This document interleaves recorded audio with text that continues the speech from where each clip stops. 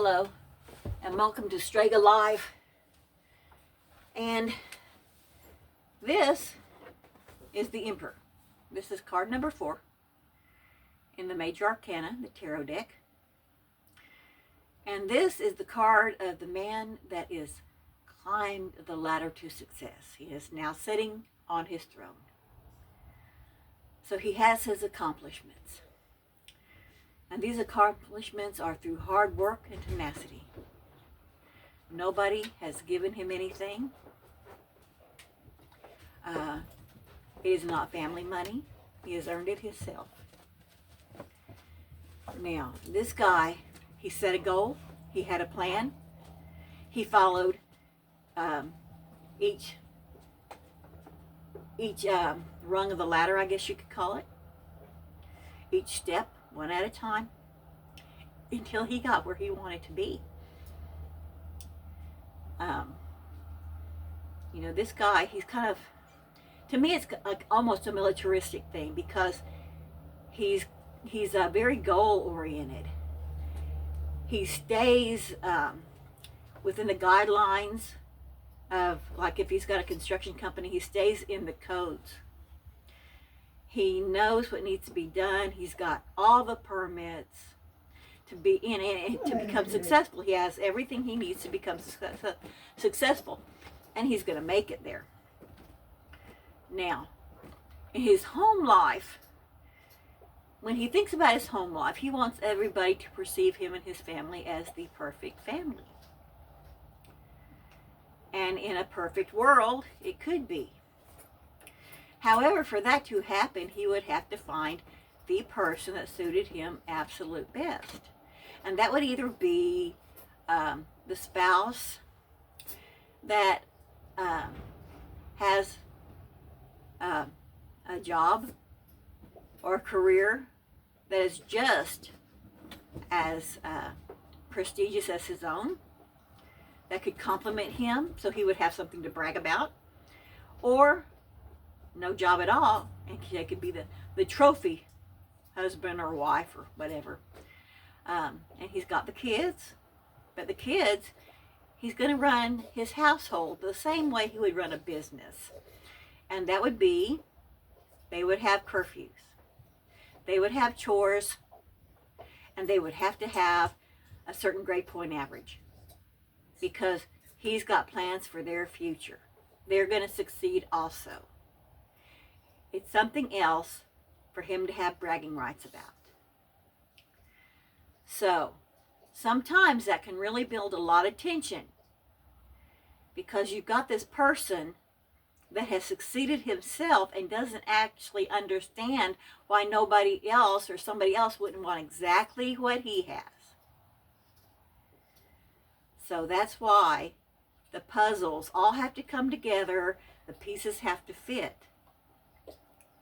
And if they don't, then a relationship could end in divorce, or, it could last.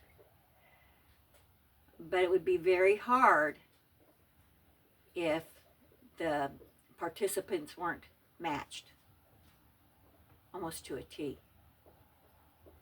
So when you see this card, even though it looks good from the outside, a lot of times it could be like strife in the family union.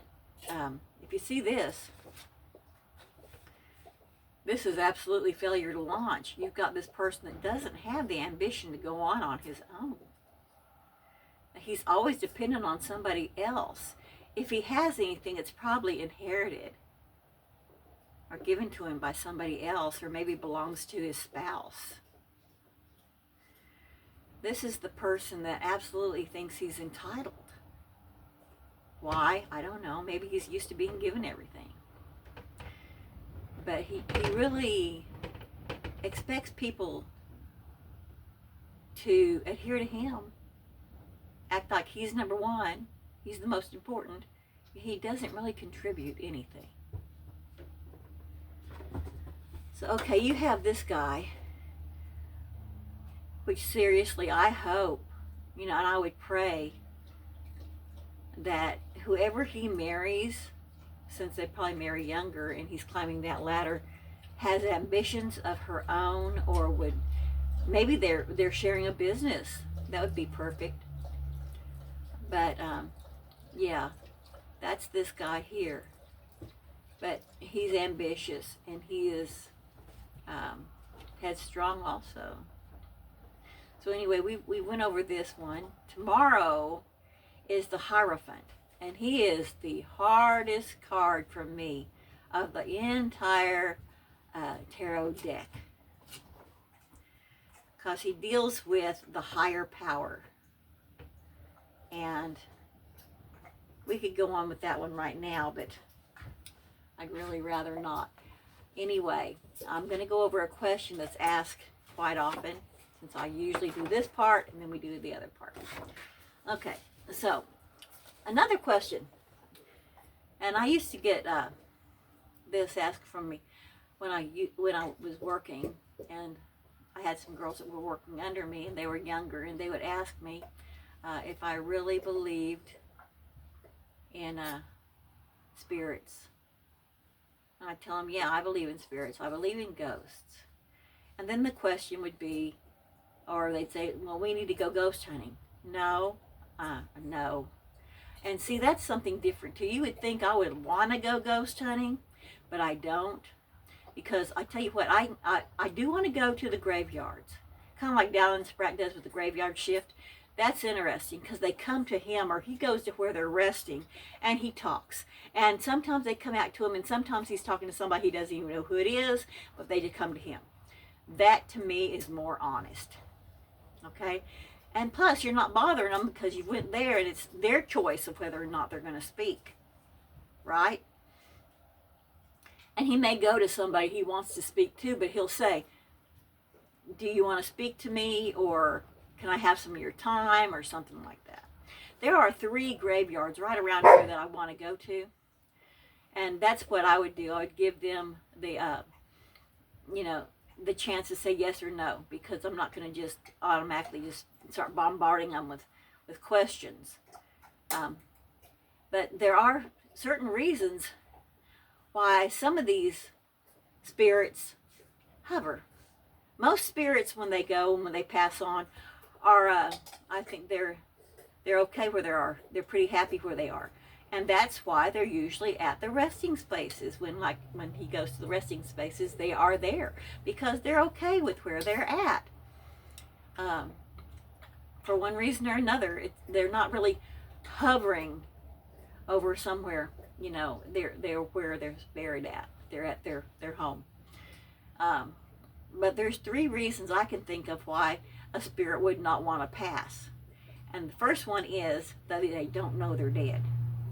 And in that case, I would hope that there is a guardian, there is an angel that comes with you, or something that can pass them over.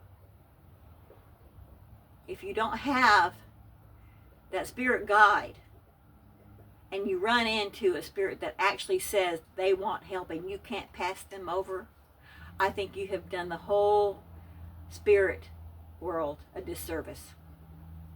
Okay? You need to be able to pass them over.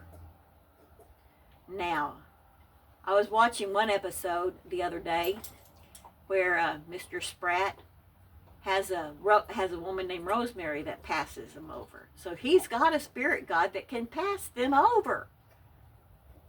So, hallelujah.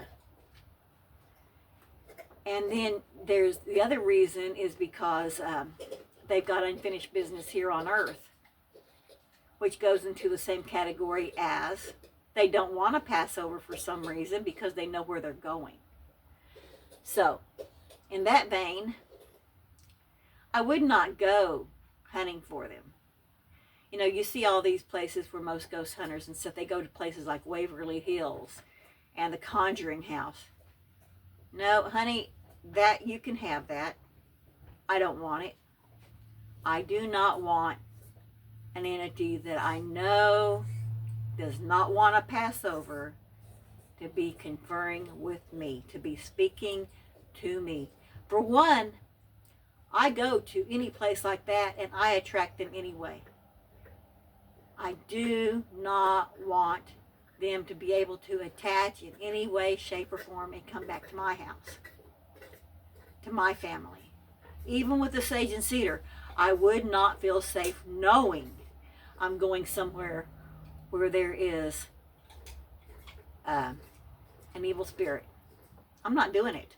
You're not getting me in the door. And so many times when I watch these, especially the young people go into these places, and they don't use sage or cedar or do a blessing or anything before they walk in, a prayer, anything, it scares me. And you have heard on some episodes where they'll say, that they were followed home or things have happened. But that's because you're not taking precautions. So, yes, I want to do the cemetery ghost tour thing. I would love to do that. There's one over here at Dwight Mission that I'm just, I can't get permission to go to the actual place where the story begins about that cemetery. But cemeteries are public. So they can't keep me out of the cemetery. They might be able to keep me out of the buildings, but they're not going to be able to keep me out of the cemetery. And I am going to start doing that. But I'm going to let them come to me. And when they give me a name, then I can look for the name of the cemetery and find, I'm going to see if they can't give me hints of who I'm looking for. And then I'll try to find them. So we'll do things a little bit differently, I guess. That's what I'm saying. Anyway, yeah, with the next tarot card I'm going to do tomorrow, it's going to be the one that even throws me for a loop. And as far as the one we did today, even though I don't see it as a sad card, I do see it as a card that sometimes can be misconstrued because the person is so well-meaning. The Emperor is a well-meaning person. He does everything he can to take care of his family. He's just kind of overbearing at times, and a lot of times that causes strain, a strain that other people can't live up under. So anyway, I'm going to take this one tomorrow and the Empress tomorrow. And I'm going to go ahead and edit them and get them out. And then I'll do the Hierophant tomorrow. I hope I'm pronouncing that right. I've always called it that, so I hope so, because it would be 30 years of mispronunciation. Anyway, I've got to figure out how to talk about that card without bringing in undertones I don't want to be there, and you'll understand what I'm talking about tomorrow. Anyway, today I would like to say blessings from the witch, and I hope you all have happiness and take care of one another, and take care of your family, your fur babies, and your regular family. And I will see you all tomorrow. Bye-bye.